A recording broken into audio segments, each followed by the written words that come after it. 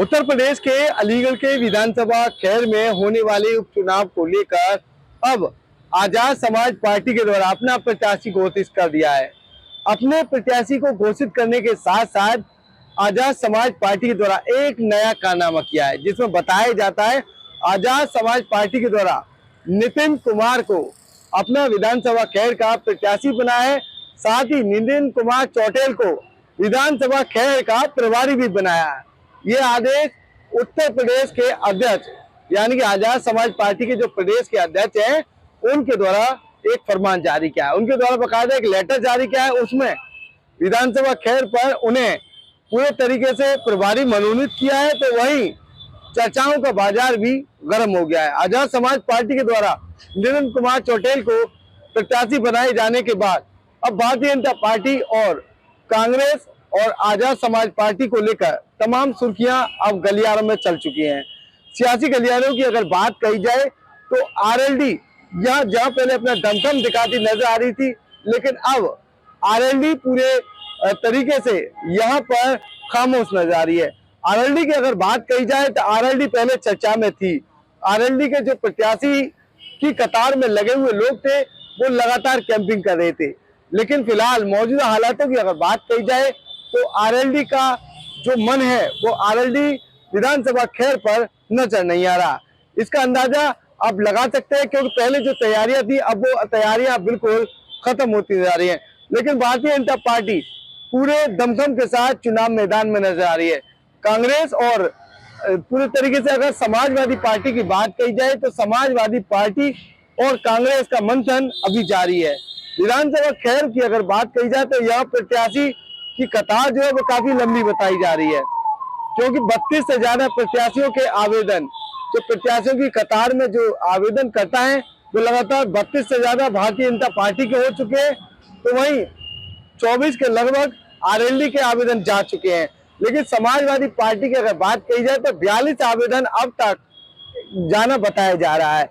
लेकिन आजाद समाज पार्टी के द्वारा अपना प्रत्याशी उतारने के बाद आजाद समाज पार्टी की चर्चाएं पूरी तरीके से खत्म होती नजर आ रही हैं। लेकिन सियासी गलियारों में आजाद समाजवादी पार्टी जो पूरे तरीके से दमखम के साथ चुनाव लड़ने की बात कर रही है, उसकी वजह भी है आजाद समाज पार्टी के राष्ट्रीय अध्यक्ष चंद्रशेखर आजाद के द्वारा जब अलीगढ़ में एक जनसभा की थी तो उस दौरान उनके द्वारा कहा गया था विधानसभा खैर पर जीत हमें हर हाल में चाहिए। यही कारण है विधानसभा खैर को लेकर सबसे पहले आजाद समाज पार्टी के द्वारा अपना प्रत्याशी उतारा है। अगर बात कांग्रेस की कही जाए तो चारुकेन यहाँ कांग्रेस की सदस्यता ग्रहण कर चुकी हैं। चारुकेन के द्वारा महिला मोर्चा की प्रदेश अध्यक्ष के नेतृत्व में यहाँ पर जो है कांग्रेस की सदस्यता ग्रहण की है। जो महिला कमान मिलने के बाद लगातार सुर्खियां बनी हुई है चारुकेन, क्योंकि आजाद समाज पार्टी और कांग्रेस और कह सकते हैं आप समाजवादी पार्टी, उसके बाद बात अगर हम बसपा की करें तो बसपा भी अभी प्रत्याशी उतारने के लिए तैयार नहीं है। अगर वोटरों की अगर बात कही जाए तो 4 लाख के लगभग यहाँ मतदाता है।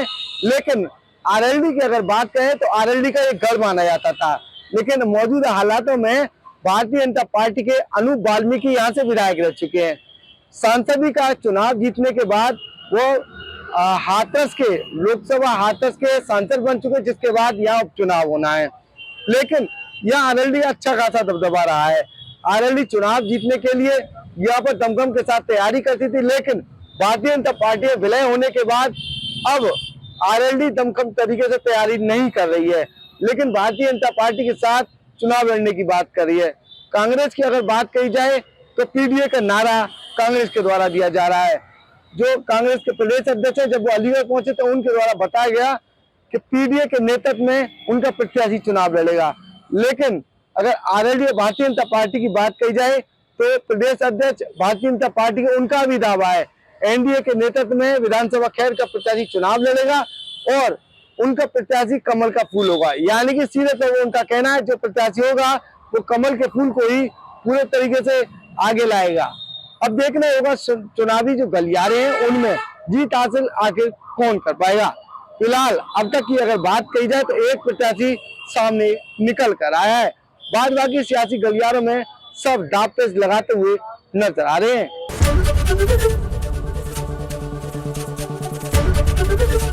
एबीपी गंगा, खबर आपकी, जुबान आपकी।